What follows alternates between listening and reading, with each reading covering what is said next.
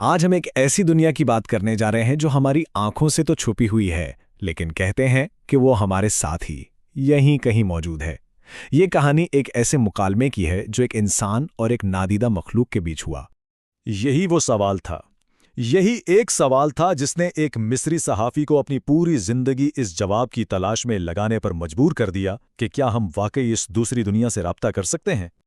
اور یہ ہیں وہ شخص محمد عیسیٰ داؤد، ایک مصری صحافی جنہوں نے اپنی زندگی کا مقصد ہی یہ بنا لیا کہ وہ جنات کی دنیا سے رابطہ قائم کر کے رہیں گے، لیکن کسی کالے جادو یا شیطانی طریقے سے نہیں، بلکہ ایک پاکیزہ راستے سے۔ تو آئیے دیکھتے ہیں کہ اس تجزیے میں ہم کیا جانیں گے۔ سب سے پہلے داؤد کی تلاش کو سمجھیں گے، پھر اس پراسرار جن سے ملیں گے جس نے بات کی، اس کی دنیا کی تفصیلات جانیں گے، اور آخر میں دیکھیں گے کہ انسانوں اور جنات کا ایک ساتھ رہنا کیسا ہے۔ ہمارے سفر کا پہلا پڑاؤ ہے داؤد کی جستجو۔ دیکھیے، ان کا راستہ عام عاملوں اور جادوگروں سے بالکل الگ تھا۔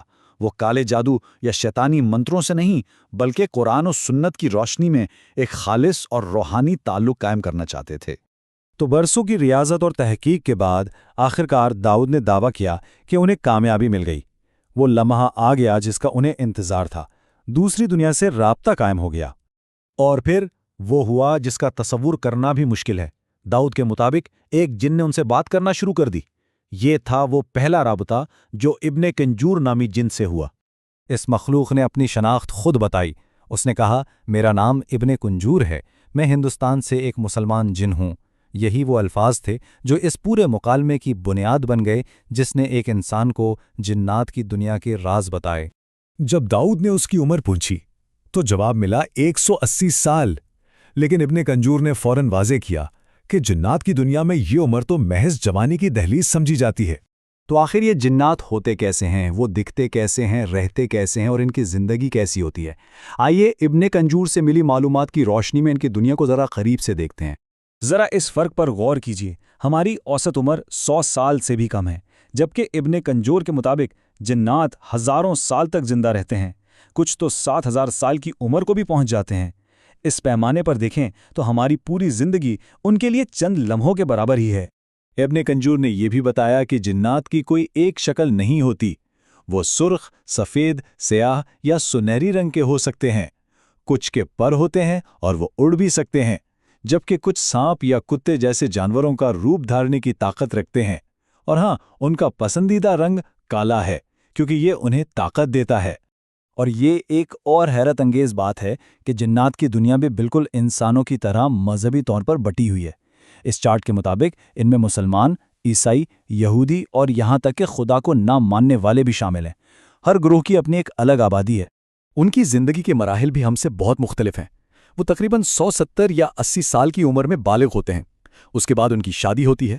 ان کی حمل کی مدت 15 مہینے کی ہوتی ہے، اور ایک ہی پیدائش میں 7 سے 8 بچے تک پیدا ہو سکتے ہیں۔ تو سوال یہ ہے کہ اتنی بڑی آبادی آخر رہتی کہاں ہے؟ ان کی بستیاں کیسی ہیں اور ان پر حکومت کون کرتا ہے؟ اب ہم جنات کے ٹھکانوں اور ان کے معاشرتی ڈھانچے پر نظر ڈالیں گے۔ ان کے گھر ہر جگہ ہیں۔ کچھ گہرے سمندروں کی تہہ میں اپنی بستیاں بساتے ہیں، کچھ تپتے ہوئے صحراؤں میں رہتے ہیں، اور کچھ ہمارے بہت ہی قریب ہمارے ہی گھروں کے غیر آباد کونوں اور چھتوں پر بسیرا کرتے ہیں۔ ہر معاشرے کا ایک حاکم ہوتا ہے۔ ابن کنجور کے مطابق جنات کی دنیا کا سب سے بڑا، سب سے قدیم اور سب سے طاقتور حکمران ابلیس ہے، جسے شیطان بھی کہا جاتا ہے۔ وہی ان کا حتمی بادشاہ ہے۔ اچھا، تو اس کی حکومت کا مرکز کہاں ہے؟ ابن کنجور کے الفاظ ہیں، ابلیس کا تخت پانی پر ہے، تمہاری دنیا میں مغرب کی طرف۔ یہ وہ جگہ ہے جہاں سے وہ اپنی پوری سلطنت کو چلاتا ہے۔ اب سب سے اہم سوال، جب یہ دنیا ہمارے اتنے قریب ہے تو ہمارا اور ان کا تعلق کیسا ہے؟ کیا خطرات ہیں اور ہم خود کو محفوظ کیسے رکھ سکتے ہیں؟ آئیے بقائے باہمی کے اصولوں کو سمجھتے ہیں۔ انسان اور جن کا سب سے خطرناک تعلق کالے جادو کے ذریعے بنتا ہے، لیکن جب کوئی اس راستے پر چلتا ہے تو اس کی قیمت کیا ہوتی ہے؟ اس کے اثرات کیا ہوتے ہیں؟ ابن کنجور کے مطابق کالے جادو کے اثرات تباہ کن ہیں۔ یہ میاں بیوی کے درمیان نفرت ڈال سکتا ہے، چلتے ہوئے کاروبار کو تباہ کر سکتا ہے، اور ایسی جسمانی بیماریاں لگا سکتا ہے جن کا علاج ڈاکٹروں کے پاس بھی نہیں ہوتا۔ یہ رشتوں میں رکاوٹیں اور خوفناک خوابوں کا سبب بھی بنتا ہے۔ تو پھر ان منفی اثرات سے بچنے کا طریقہ کیا ہے؟ ابن کنجور نے خود اس کا حل بتایا۔ कुरान मजीद से हिफाजत। इसके मुताबिक आयतुल कुर्सी, सूरह अस्साफात की पहली 10 आयात और मुअव्वज़तैन यानी सूरह अल-फलक और सूरह नास की तिलावत बेहतरीन ढाल हैं।